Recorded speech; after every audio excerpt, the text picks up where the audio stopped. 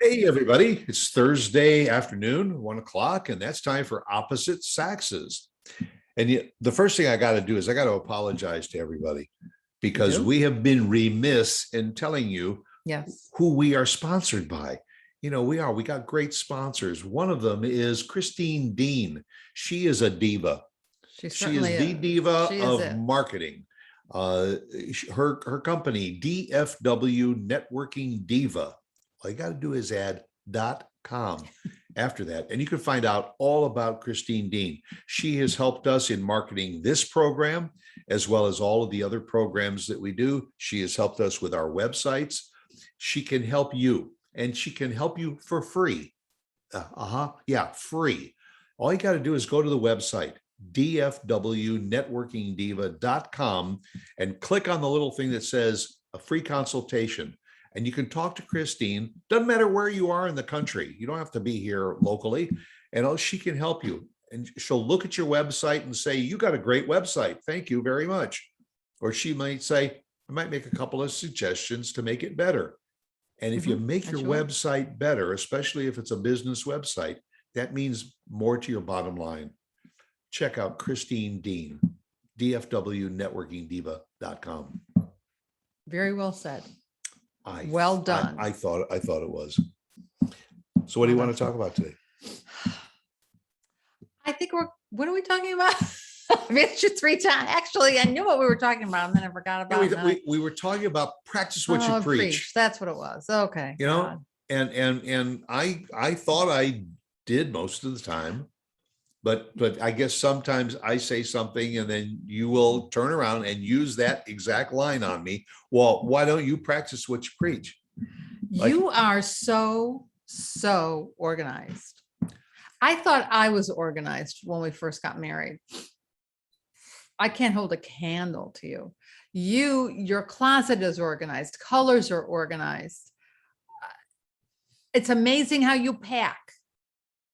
Even how you pack a box. I learned it in 2 places. To give away.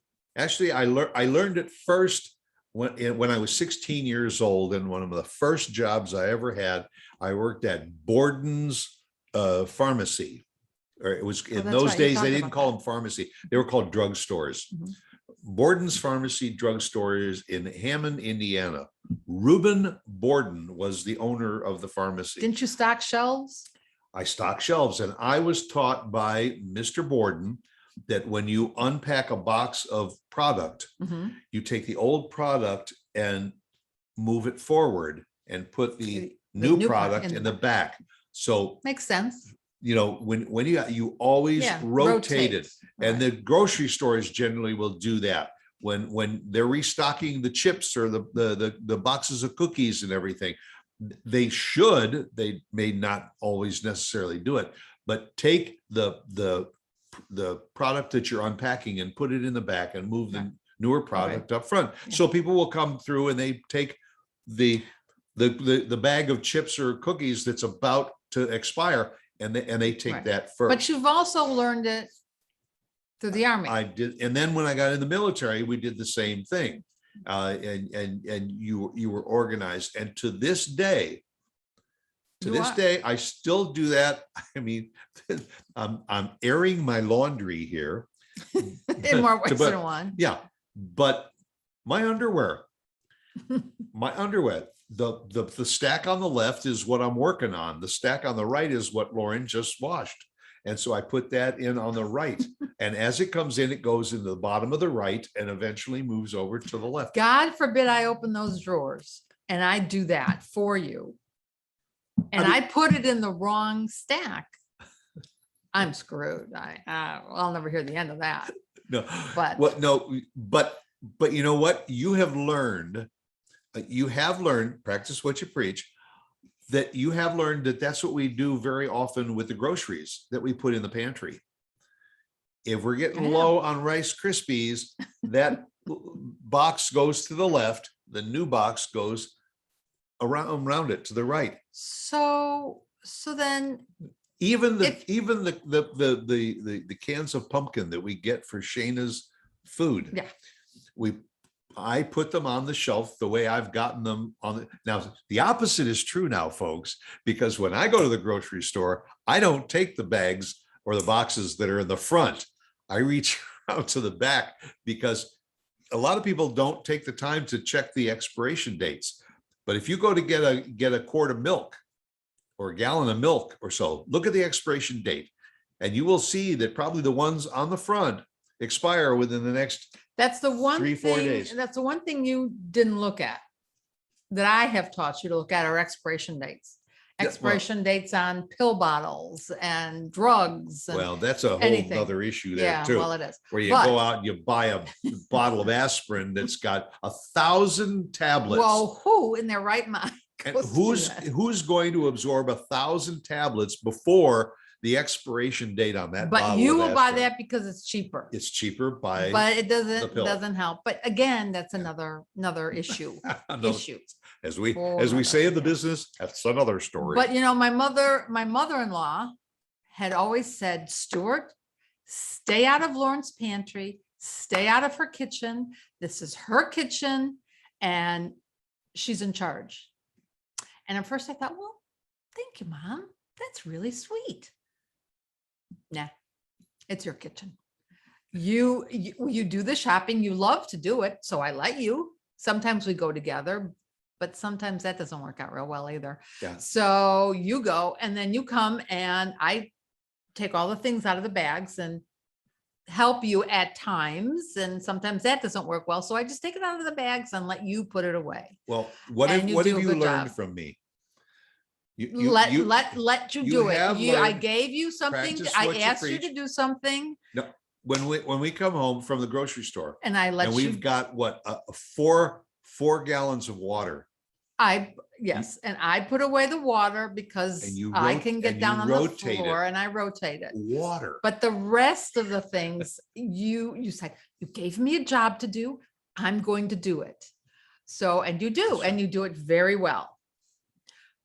So with that being said, because you do it so well, what about the garage? Huh? I knew- Can I we knew- I can knew it was- we rotate or can we get I rid knew of it was- some of the well, I things in knew the it was coming, garage? yes. Well, either that or You're the one that said if you don't use it, or no, We maybe have- that was me. If I don't use it in a my year or mother. That two. was my mother. Yep. They used to say, if you don't know what's in that box and you haven't looked in that box for the last year or two, just toss the box. It doesn't even matter what's Your in there. mother said that? My mom used to say, well, my mom was a didn't know hoarder, but Yes. she used to say sometimes that you probably don't need it if you haven't looked at it That's or fa- used it. Well, but years. we have things that are like chairs, that are flags. There are lawn tools that we haven't used in 8 years. And I think if you haven't used them in 8 years, But you know I what? think maybe we can give it away. And I think our audience is thinking the same thing, that within days of you We won't. throwing it away or giving it away, you're going to need it. Like I haven't used a hedge clipper in And you're years, not gonna use it. and I got a hedge clipper hanging in the garage. But sweetheart, If I ever gave it away, you know what would happen? Shortly after that, the landscaper would say, listen, I'm sorry, I'm moving and I can't cut your grass or clip your hedges anymore. And until I find somebody else, I may have to have a hedge clipper. but honey, we don't have any hedges anymore. Well, that's So part what of are you part of the issue too. Yeah, I think you're safe. I Yeah. think you can give away that hedge clipper And and a couple of chairs that we have that are those high benches you mean that we don't use. you mean director's chairs? Directors' chairs. We haven't sat in them since we moved here from They're Florida. sentimental. And who knows when I may get a part in a play and I may need a director's chair. It's got flowers and stuff on it. You're not gonna use it for a Yeah, director's chair. and one of them has been stained dark brown. The other one is natural wood, so they don't even match. But I know we always say, never put off until tomorrow what you can do today. Well, so now that we're in And the I've summer, believed in that. And there are 3 cans of paint that are sitting on our counter Oh, that's the other thing. that I'm still getting around to touching up the cabinets. Touching up the cabinets. And every time I go to the cabinets to put a dish away, And she says, there's more of an unfinished or paint. and I say, I'll get to area. it. And you say, practice what you preach. Don't put it off. So I'm not going to ask you in 100-degree weather in the summer to clean out the garage. But I said that to myself last summer and the summer before that. And so I waited for fall and winter, and then it got too cold. We had terrible freeze. Right. Okay, well, we're going to wait till the spring. It's kind of in between then. And well, now it's too hot, so we'll wait until the fall. even if we have to put a heater out there. Somebody who's watching this show is going to write in or call us in the fall and say, hey, did Stuart ever clean out that garage?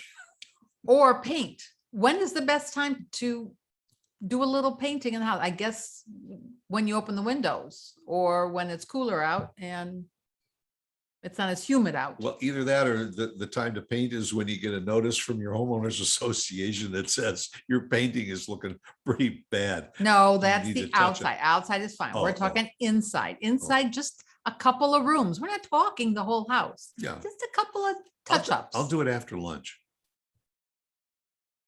Which lunch is that? Next year's lunch? Or 2 years? You caught that one, didn't you? Yes, I did. Yeah, I'll do it after lunch. Yeah, which lunch? Which month? Which year? So what do I have to practice? And there were a lot of now? guys like me that said, you know what, I'll do it as soon as I have time. And then COVID put us indoors for a year and a half. And I think And there's you a had lot plenty. And you know what? lot of Thank you. wives that said to you their for husbands, mentioning that. you were looking for time to do Yeah. those things on your honey-do list. And why didn't that happen? Because we were looking at movies.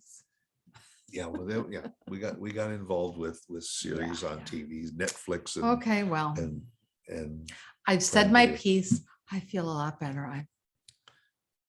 and you're still telling me to practice what I preach, right? Well, yeah, kind of. And I'm sure there's something there, maybe, that I should be doing.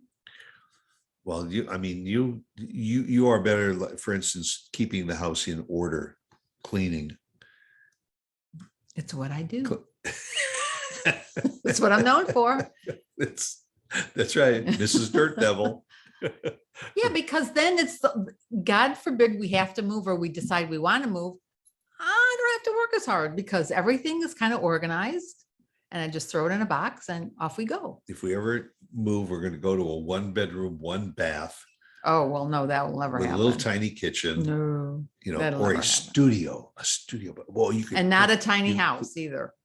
No tiny houses. That's what I'd like. Yeah, right. It's great for vacation, but not to be in. Yeah, and we're still working on trying to do that. I always want to stay in a tiny house, and we'll do it one of these days. We will. All right. You think so? Maybe. So we'll do it because we practice what we preach. One of us does. Well, we keep on trying. So Thanks for being with us, everybody. we're out of here. See you Bye. next time.